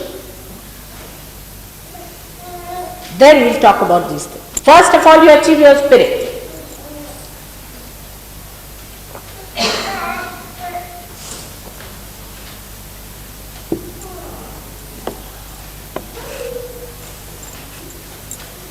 This is the first time people are achieving their spirit. This is the first time it's happening. So you cannot have any relationship with anything else, you can say. This is an absolute thing that should happen, and that you should ask for. Because somebody said so, because this was so, what? What have they done? Did they manifest their spirit? Alright, they did, one or two here and there. So first, get your spirit manifested. Don't get lost into these things. Be kind to yourself. First be vegetarian to yourself.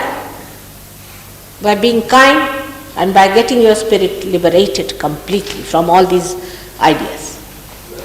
Spirit is a reality, it's not an idea. And it cannot be nourished by any idea except reality which you face yourself and manifest. What shall we do to get the spirit? Huh? What shall we do to get the spirit? What shall we do? What kind of That's what I said, don't have to do anything, nah? That's what you should do. The Kundalini has to rise. Alright? Now, what does this lamp do when it is to be enlightened? The another enlightened light comes near it and manifests this. You are all ready for it. Alright? Only thing, the Kundalini has to be awakened and it works out. Anybody who is enlightened can give you realization. You want us to work it out on you? We'll try. All of you who haven't got realization so far, we can try that. Not today. I'm sorry, but because the time is up, I think you have to go and to our ashrams where people are doing this work, and you all are going to feel the realization. I used to do that before. In every program we did it. All of them got their realization in the programs. And if the Kundalini is not coming up, they will tell you what the problem is. Alright? Try to do that. Help yourself. You have to cooperate with yourself. You are not to get identified with some wrong ideas or right ideas or whatever you think. It is the Kundalini which is not moving. Nah, that's the main point is. Every Indian knows that the Kundalini has to be awakened to get to Atma Sakshatkar, to get to self-realization. And if the Kundalini is not moving, then there is a problem. And what is that problem? That these people know. Alright? So just cooperate with yourself. Be humble about it, it has to work out. ठीक है ना? आशा रखनी चाहिए. ऐसे हाथ रखिए. Just see, you will work it will work out. It works as Chaitanya Lahari in the hands. I mean, I would say people like Adi Shankaracharya was such a great person, but he had to take to sannyasa because he had to do the work. He's the one, he said, na yoga, na sankhya, na by any thinking you do not get it. You get it by mother's grace. So simple he died. But look at him. When his mother died, they would not allow him to burn the body because they said a sannyasi cannot burn. See, this is also an idea. A sannyasi cannot burn the idea of a grahastha. Another idea, you see, same time. So they say that he burnt the body of his mother with the banana tree, which never burns. And he cursed. I mean, they say that he did not curse, but it was cursed, that they will all bury their dead in their houses. And even today, you find in Kerala they do it.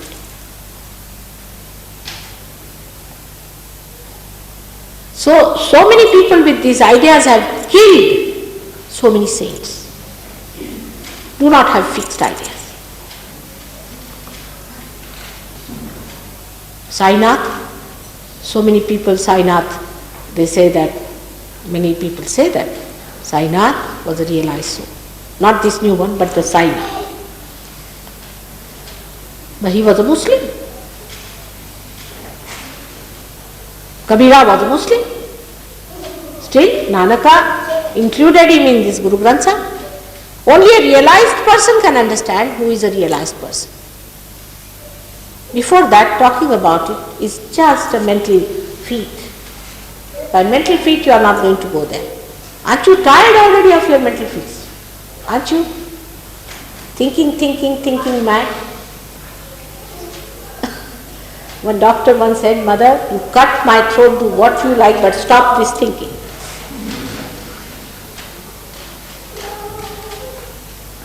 So give up all these ideas that are yours. Achieve the reality. Achieve the reality. That is also, you cannot achieve it. The Kundalini is to be awakened. Somebody will awaken for you. And once you get it, you can do it for others. You can awaken others. There are so many who have given realization here.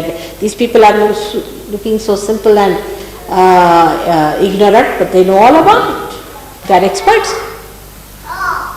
Immediately as you were talking, they were all giving bandhan on your chakras that were catching. We all know.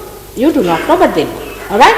So with humility, you must go and receive your realization, learn all about it, and then you give realization to another person. That's the main thing we have to do today. We are not here to save bugs, mosquitoes, and chickens.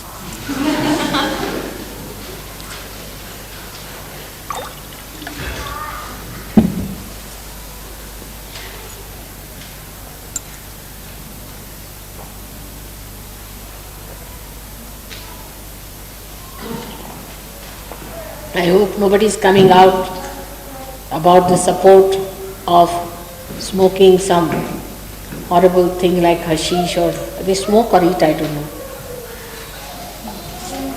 Like we had a big letter from someone who says that Mother, people will never understand you unless and until they smoke, what is it? No, cannabis. I don't know what is that supposed to be. But they said that without that they cannot understand you and Sir Yoga. अब उनसे कौन sir बढ़ाए?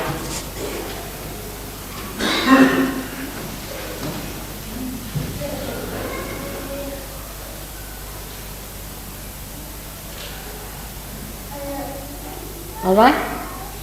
How many have felt cool breeze? The new people. Let's see. Cool breeze? Did you feel the cool breeze in the hands? Yeah, I know. Who else? What about you? Great. You? I'm asking this lady. You have felt it? Great. What about you? Great. अब देखिए ये लोग vegetarian नहीं है, इनको cool bridge आ रहा है और आपको नहीं आ रहा. What about you?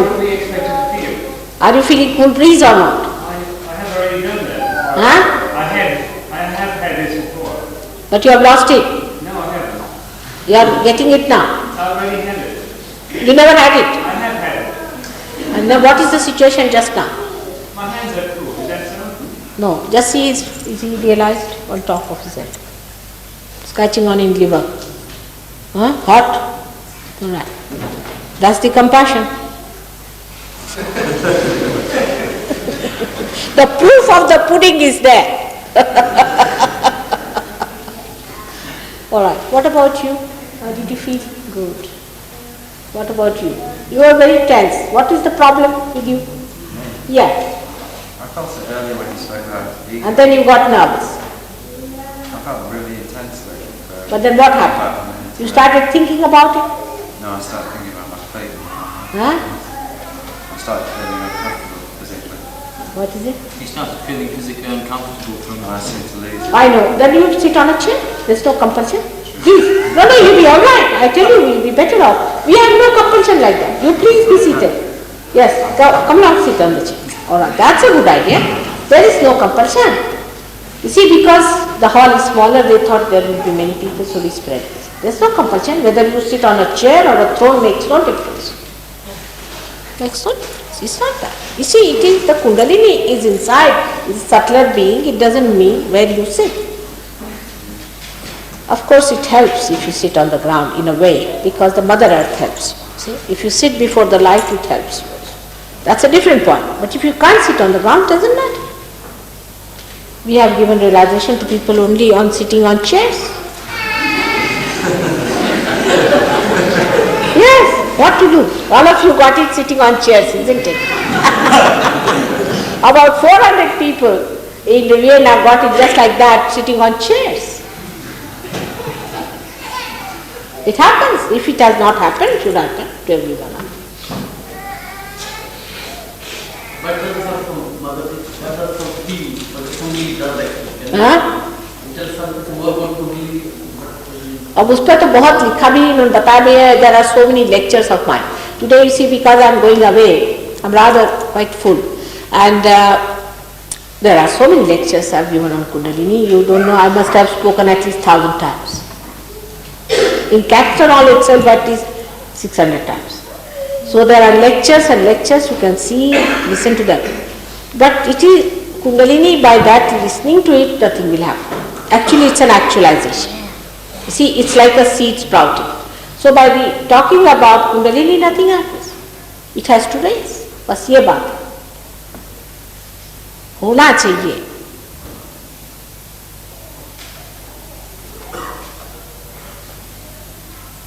आप शिवाजी महाराज थे, उनके बारे में क्या सोचते हैं? शिवाजी महाराज या Rana Pratap, they were all Kshatriyas and they used to eat meat. What do you think of Shivaji Maharaj? Was he a bad man by any chance? Or Rana Pratap? They were not spiritual. Huh? They were not spiritual.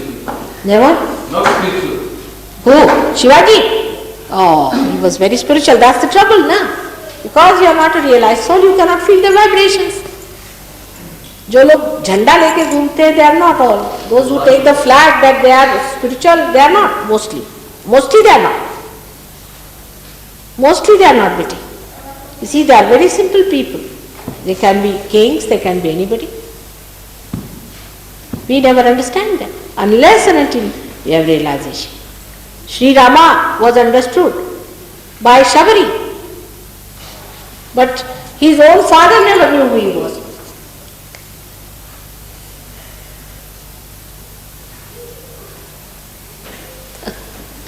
The understanding of the spirit comes to spirit only. Atman neva atmane.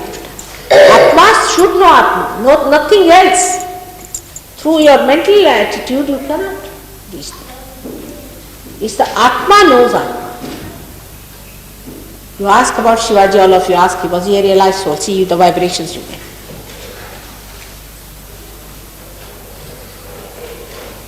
Now they can know. Was he? Absolutely.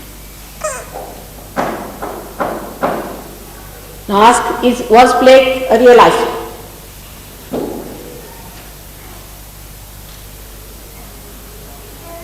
Was he?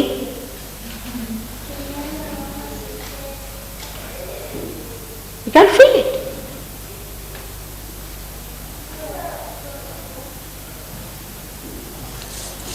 It's sometimes shocking, to find out about people who are supposed to be very spiritual are not even realized. So many. Are you from Vallabhacharya? No. Vallabhacharya was a great realized soul. And when Surdas went to him and he said, Surdas is supposed to be very spiritual, but he was not a realized soul. So Vallabhacharya said to him, why are you weeping like a baby for God? I have found him. The one who has found doesn't weep. Spiritual person is that who has found the spirit. Who is still finding is not spiritual. Maybe he is spiritual in the way that his attitude is, but he must find it. Then only he is really a spiritual person.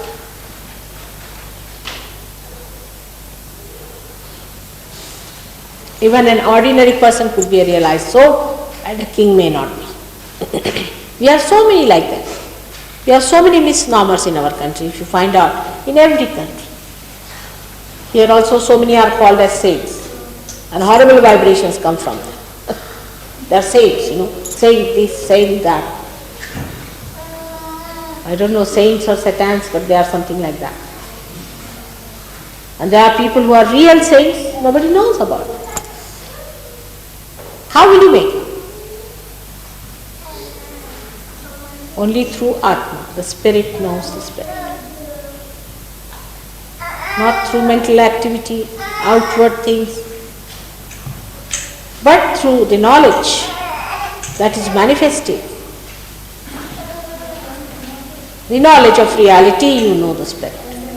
There is no other way out. That's a fact.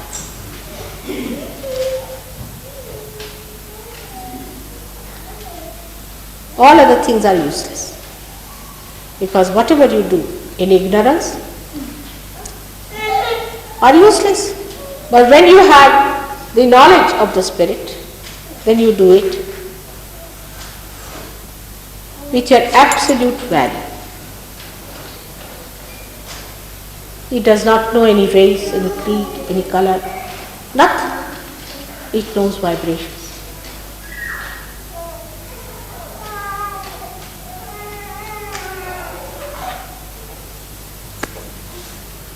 It's described, everything is described.